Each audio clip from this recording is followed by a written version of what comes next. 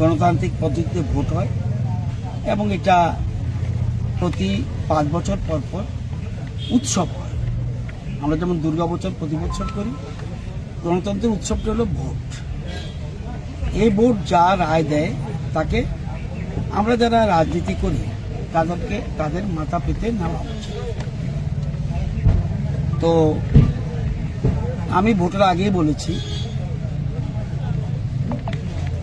গত 7.5-8 বছরে ভারতীয় জনতা পার্টি রাজ্যে যে উন্নয়ন করেছে, রাস্তাঘাট বলুন, পানীয় জল বলুন, আবাসন বলুন বা অন্যান্য যা যা বলবেন,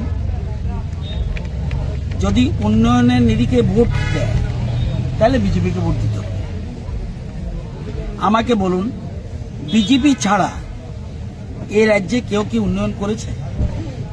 বলতে হবে আমাকে। আমার মতে না। তাহলে উন্নয়নের নিরিখে ভোট দিলে বিজেপিকে দিতে হবে। বলে না আমি সেন্টিমেন্টে ভোট দেবো, তাহলে তো অন্যদিকে যাবে, সেটা আমি কিছু করতে পারবো না। তো আমি আগেই বলেছিলাম যে সেন্টিমেন্টের ভোট হলে কি রেজাল্ট হবে আই ডোন্ট নো, কিন্তু উন্নয়নের নিরিখে যদি ভোট দিতে দেয় তাহলে আমাদেরকে ভোট দিতে হবে। 7.5 বছরে